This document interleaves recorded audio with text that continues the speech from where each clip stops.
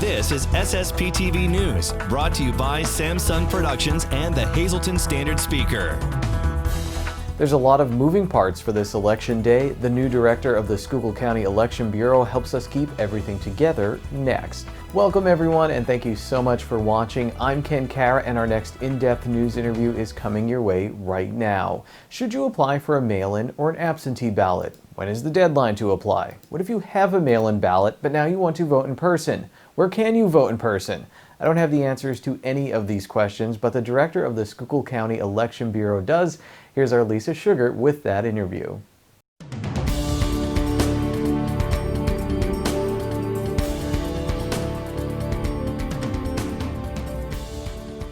The November election is going to be a crucial one, and one man has newly taken over the Election Bureau in Schuylkill County. I'm pleased to be joined now by Albert Grykowski, who is the Schuylkill County Election Bureau Director. Thanks for joining us. Congratulations on your new position. What's going through your head that you've taken this job over at such an important time? I'm up for the challenge. There's no doubt about that. I'm excited for the election process and all the workings behind the scenes. It's just something that I've always been interested in and followed throughout the years. So yes, I'm really excited and happy to be part of the team that puts this all together. Now, we've heard some concerns just recently, some military ballots discarded in Luzerne County. Some people concerned. What can you say to ease their minds over the ballots being safely counted? Well, what's fortunate with the military ballots are emailed through the state, so there's very secure with those coming back to us, and we have a secure system here in place that those ballots are watched carefully.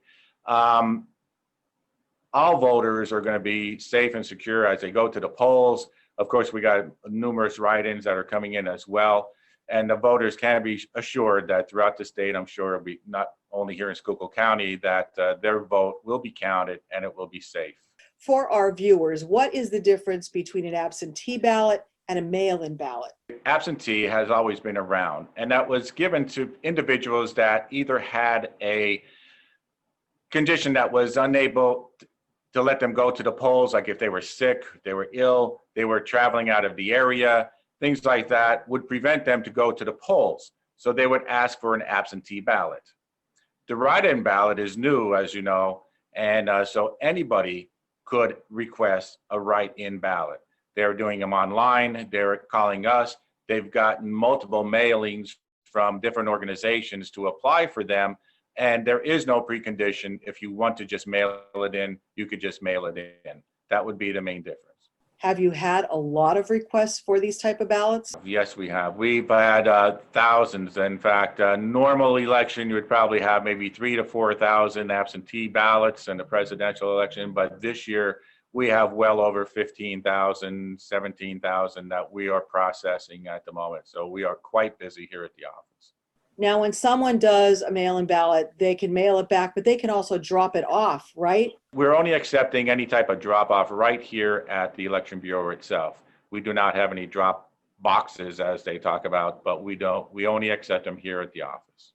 Now, we are in the midst of a pandemic, unfortunately, but I would still anticipate that voter turnout will probably be higher than normal. Are you expecting a lot of people at the polls?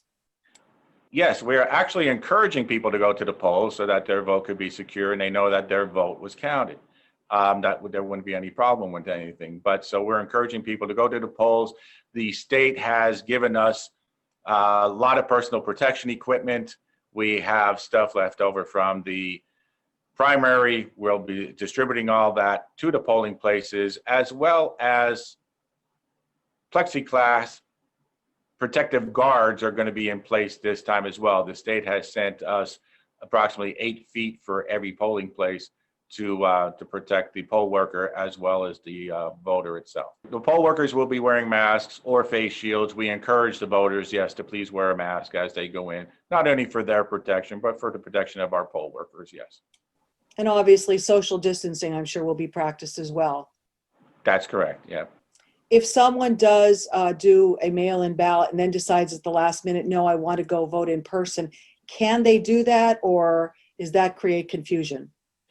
No, each polling place will have a list of all those that have a mail-in ballot or an absentee ballot. If they feel safer to go to the poll, they must bring their ballot with them.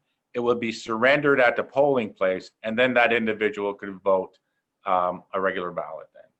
If they do not have their ballot with them, they will be required to vote a provisional ballot just to make sure that it was not mailed in, so that they don't get two votes. Each one is marked and traced so that we would be able to tell whether or not it was voted.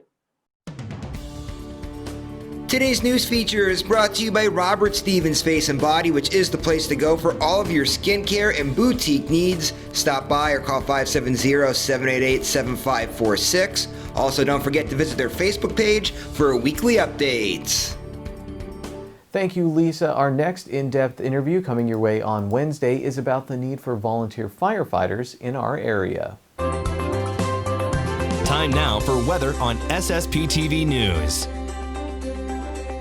Here's our forecast from the National Weather Service. Tonight it's mostly clear with a low of 48 degrees. Wednesday it's windy with wind gusts as high as 33 miles per hour. It will be a sunny day with a high of 69 degrees. Wednesday night mostly clear with a low of 45 degrees. Thursday is sunny with a high of 58. Thursday night mostly clear with lows in the mid-30s.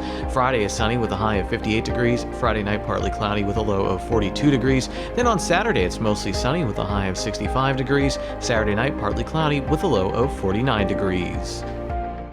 Pittston area and Hazleton area played a close girls soccer game that wasn't settled until the 88th minute. Here's the SSPTV Standard Speaker scoreboard. Haley Kashak had 2 goals for the Lady Cougars in the loss. Minersville shut out Tamaqua in girls soccer. In girls volleyball, Nativity and Marion went to 5 sets with the Golden Girls getting the win. And in field hockey, Hazleton area lost to Wyoming Valley West.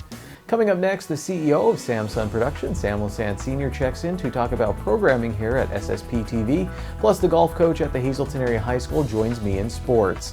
After this break, in today's SSPTV Spotlight, it's the Judge Stevens Show and a case about animal care. Good evening, everyone. Here's today's Talk of the Town. There's a reward for a missing brown chihuahua named Bingo who was last seen on Locust Street in Hazleton. Anyone with information can call 570-926-4550 or 570-401-3188. You can also contact the Hazleton Animal Shelter. The Lehigh Valley Health Network's Fitness Center and the Health and Wellness Center is now reopened. The hours of operation are currently listed on your screen. To schedule an appointment or for questions, you can call 570-501-6750. And that's today's Talk of the Town. SSPTV News would like to send sincere condolences to the family and friends of these recently departed. Judith E. McIntyre, age 74, of Nuremberg. A celebration of life will be held on October 17th at 11 a.m. at Emmanuel Lutheran Church in Nuremberg. Friends may call on October 16th from 6 until 8 p.m. at the Harmon Funeral Home in Rock Glen. John Jackie O'Donnell of Hazleton. Mass will be Thursday at 10 a.m. at Annunciation Parish at Church of St. Gabriel. A viewing for immediate family only will be held on Thursday from 8:30 to 9:30 a.m. at the Joseph B. Conahan Funeral Home. And Barbara K. Toohill, age 70, of Drums, the Butler Chapel of the Crofton Hughes Funeral Home, will announce their arrangements. Today's social and obituary report is brought to you by Harmon Funeral Homes and Crematory. Call 570-788-0977 or go to harmonfuneral.com.